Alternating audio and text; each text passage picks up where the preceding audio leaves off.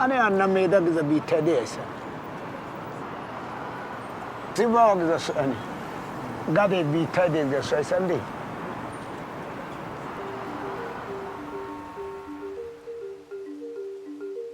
There are two worlds, natural and manufactured, ancient and modern.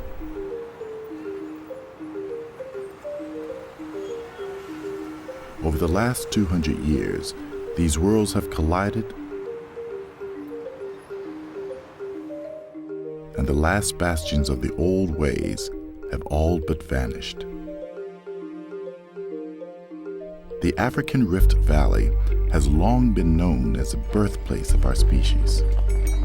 Its densely populated Gamo highlands in southwestern Ethiopia have remained a haven of agricultural diversity and organic farming since the birth of the agrarian age 10,000 years ago.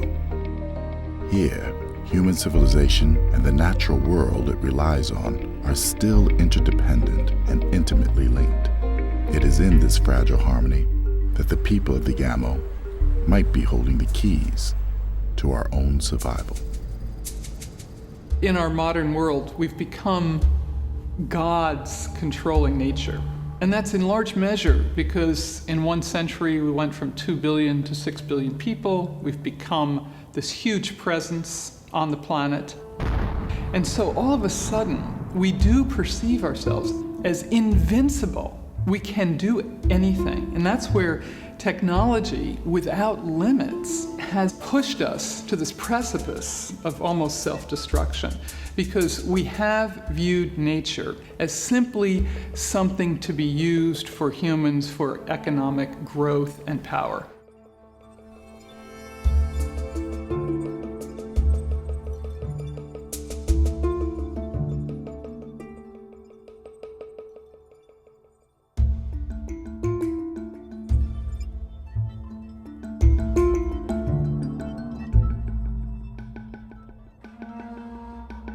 As an ecologist, you hear all the time people talking about wild landscapes versus human landscapes.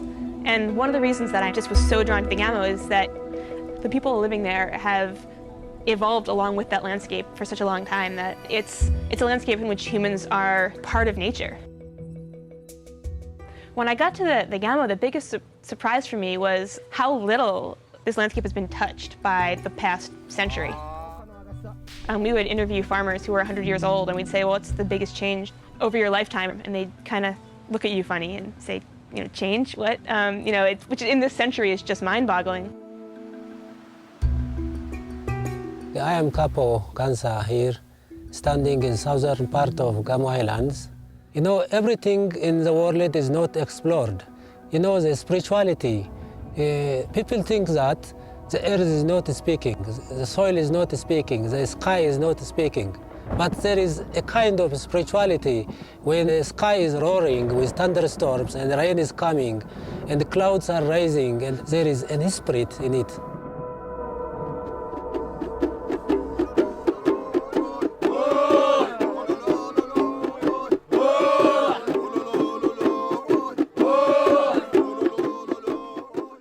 Fundamentally, religious stories and cosmologies in particular have helped to really ground humans in this immense universe and give us this tremendous sensibility of the aliveness of the world around us, in the animal world, in the plant world, starting, of course, with indigenous traditions who knew this in very fundamental ways.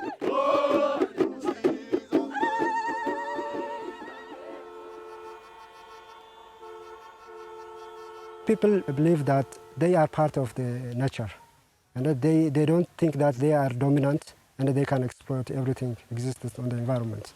They want to coexist with the mountain, with the rivers, with the road. When they make a prayer, they always give thanks for the Creator. Then next to the Creator, they say thanks to the mountain. And they offer gratitude to the road they walked up to their home. And the forest they crossed inside. So this is to show that they are friends of the environment.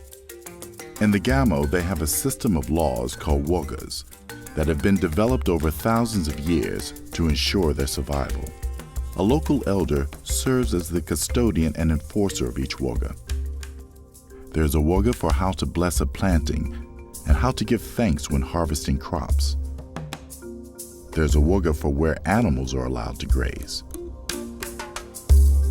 There's a woga for which trees are to be cut down, and wogas that govern relations between people like marriage or disputes. The custodians perform rituals to give thanks to the earth for the resources it provides. For the people of the Gamo, their delicate balance with nature is ensured through these laws and rituals. If any one aspect is neglected, then the entire system is at risk.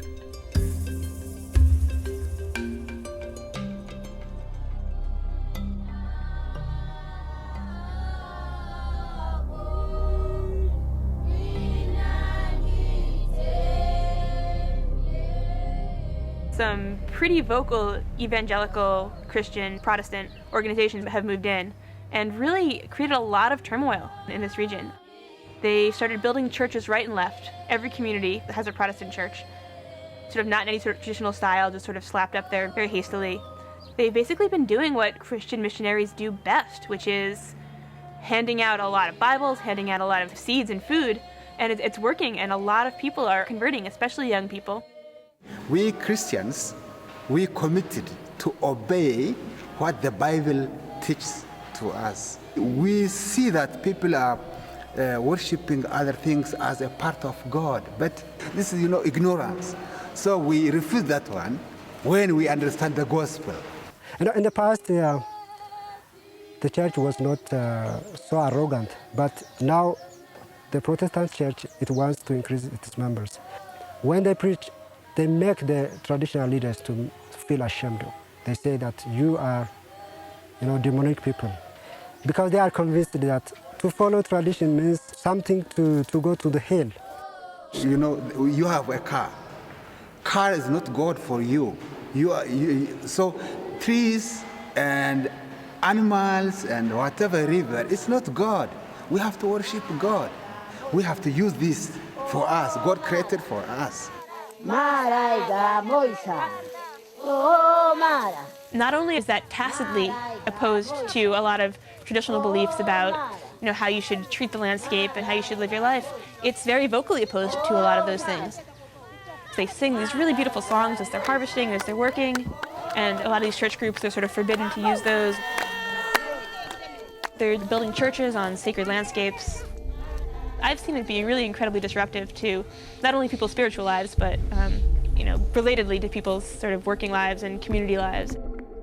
The challenge, of course, is that indigenous peoples have had this very unique worldview of the aliveness of the universe, and by and large, the monotheistic traditions, the Abrahamic traditions of Judaism, Christianity, and Islam have suggested that God is above the world, a transcendent God, a creator God that orders and has a presence, but is lifted up out of the world. Now, removing God from nature certainly, many people would say, has desacralized the world and therefore opened it up for consumption and for abuse and for exploitation. There's some definite truth to that. We in our lives are all about maximization. The maximization of profit is seen as this huge good, whereas that's not really the case there. No one's out to maximize. That's not really a concept. People are out to continue, to sustain. We can say it is, yes, two different worlds, and we are depending on nature here, and there people are depending on scientific funds.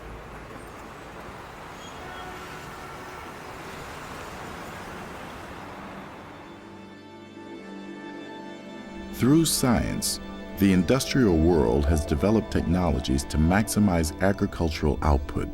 These pesticides and fertilizers were first used in the Green Revolution of the 1950s and 60s.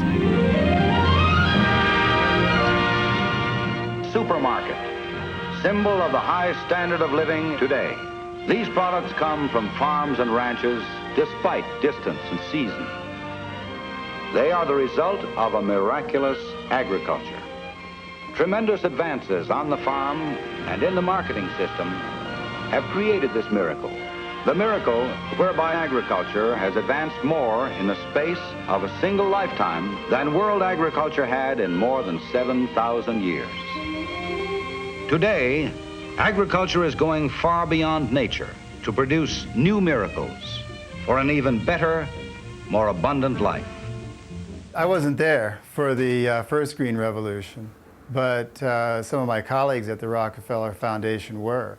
And the story they tell is that the world was really concerned that Asia was going to hit a population bubble, and there was no foreseeable way to feed the population. And so there was really a concerted effort, sort of like a space program type, grand challenge to develop ways to allow Asia to feed itself. And those focused really on two principal crops, wheat and then on rice. These crops really took off and really solved, for the time being, that population problem. Fed a massive amount of people on a small amount of land. That was what it was all about, was maximizing yield.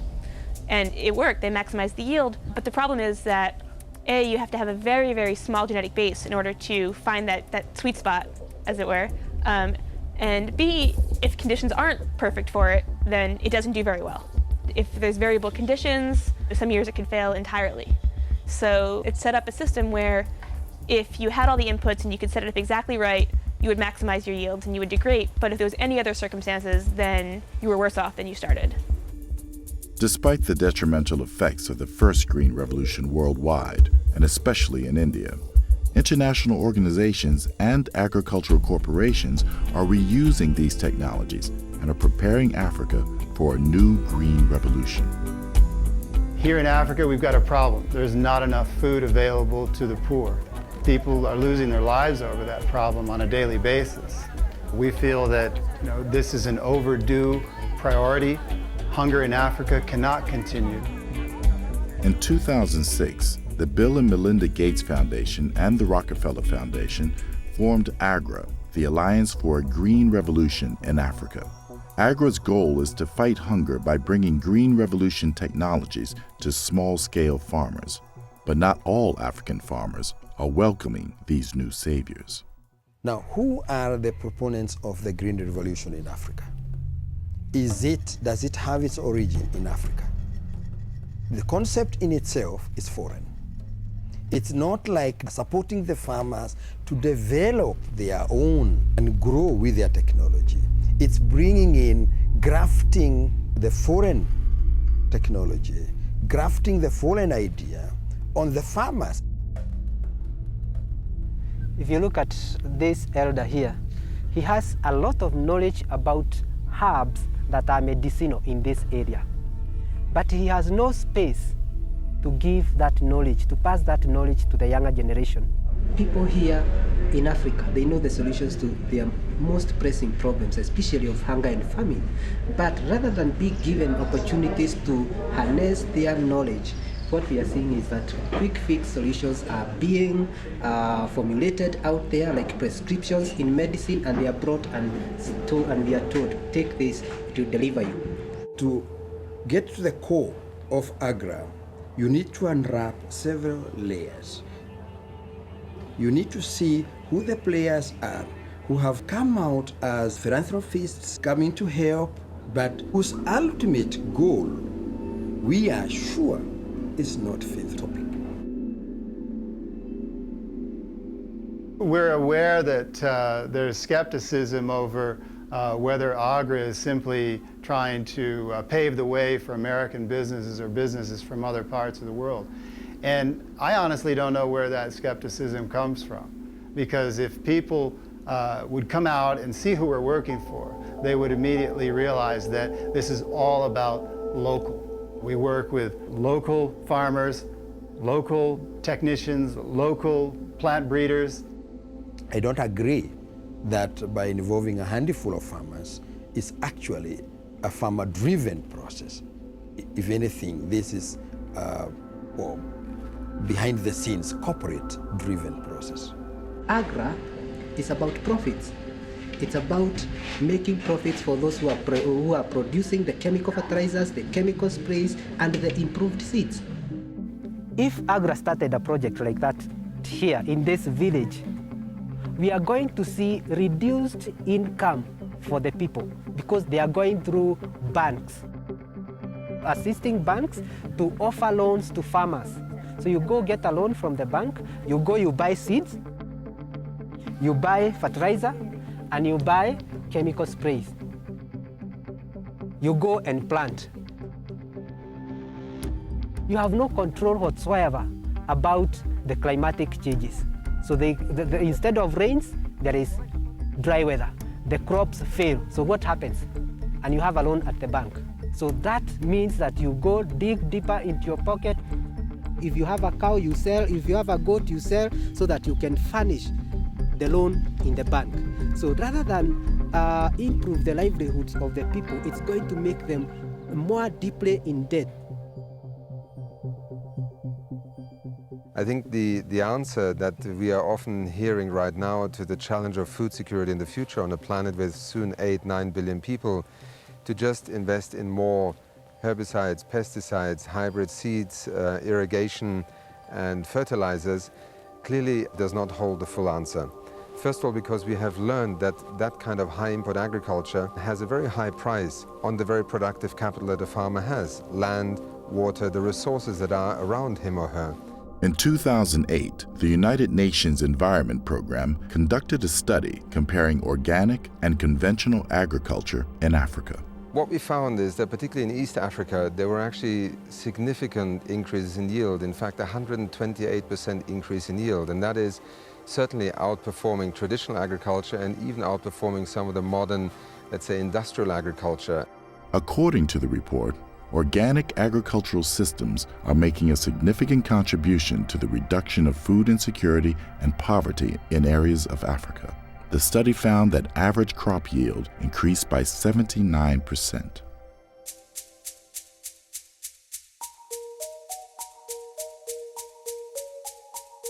In many ways, this coming in of all this Green Revolution technology parallels the sort of coming of these evangelical Christian voices to the Gamo, in that taking the landscape in which you live and making it something that's external to you.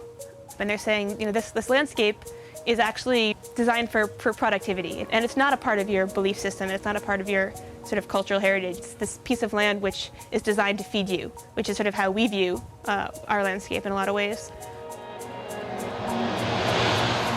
If we view the world as a machine, we become a machine. The machine mentality that has simply said the universe, nature, are mechanistic processes, that's brought us only so far, and that's exactly the crossroads. One of the things that we see now in our current economic crisis is that was in large measure driven by an abstraction of economics apart from ecology, apart from nature itself. It became a global casino, a roulette, just building on itself.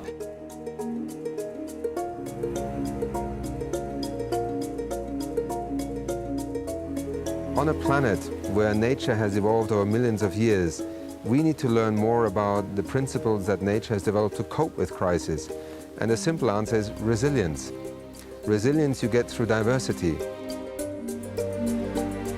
There's a massive trend away from diversity in commercial agriculture. I mean, of the 5 or 6 crops that feed most of this planet, we've gone from having thousands of varieties of those crops to maybe 2 or 3 that are really commercially produced. And those 2 or 3 varieties are designed to be incredibly productive, to feed a lot of people, but it makes them very vulnerable to change, it makes them vulnerable to pests, to disease, to outbreaks, because there's very little genetic diversity among them. So if one thing gets knocked out, all the corn in South America gets knocked out.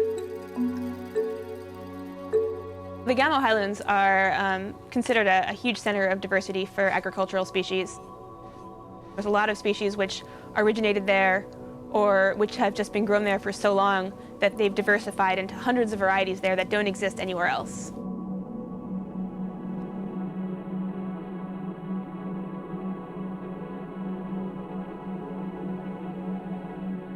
so it's to places like the Gamo that people need to turn to sort of collect the genetic material for the crops that feed not just Africa, but all over the world. Clearly, the Gamo Highlands are an ecosystem that is vital to our survival, but its precious agricultural diversity is inextricably linked to its cultural diversity. In just 300 square kilometers, there are 54 different tribes, and every year they gather to celebrate and preserve their cultural heritage at the Thousand Stars Festival.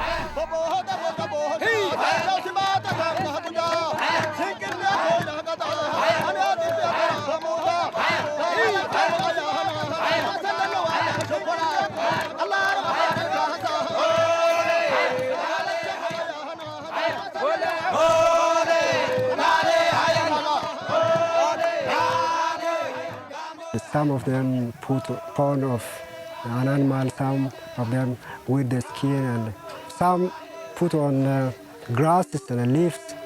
And I think that all shows that the connection of each group to the environment, to the nature. And all of the group have their own expression of connection to nature, although we can't understand the language they are singing.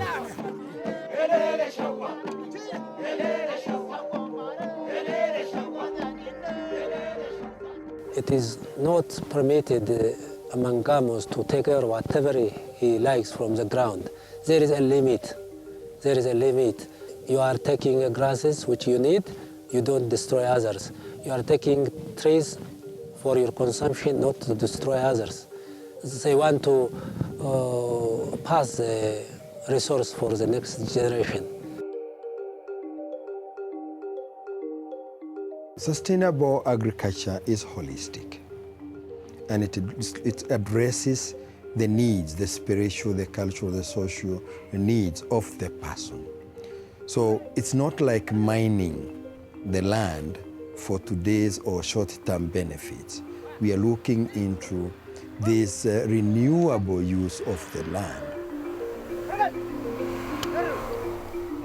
Agriculture, in a lot of ways, is the primary human signature on our world. That's how we relate to the earth more than any other way we do it. We shape it to help sustain us, and that's not something that's foreign and that has to be, this horribly disruptive, unnatural process. It can be a very natural process. It can be a really integral part of our lives.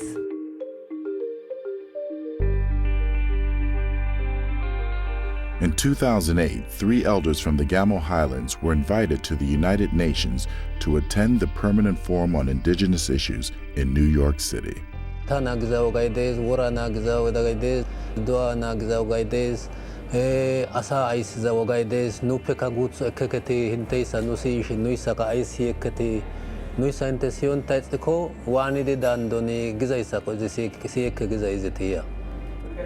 Nusate ison talo chimiri hai aiberi nuchim aiberi hai kanesha giri hai sikopsis.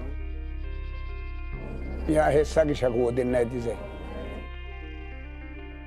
People who are looking at the relationship between spirituality and ecology are realizing that biodiversity ecosystems are being destroyed because Africans have severed their relationship between ecosystems and spirituality. It is very, very important for people to reintroduce that link, that relationship between themselves and the ecosystems, and then their spirituality becomes the key pillar in joining the two.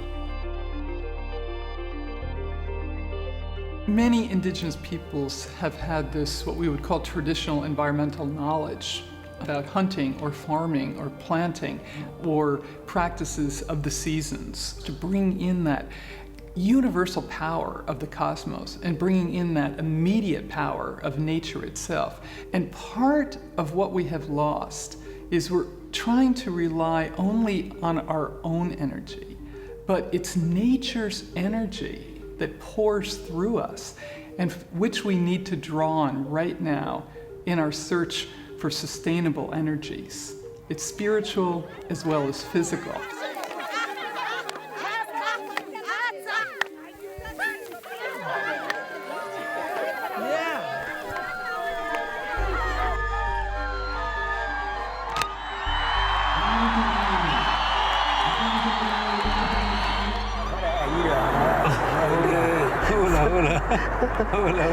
Asa adi shachaga sumurina shukia layon dabana urkuzu gaitu ina mamitina tana mazge tana bele ulon tabase tana simon tabele landarina tana mazge makalino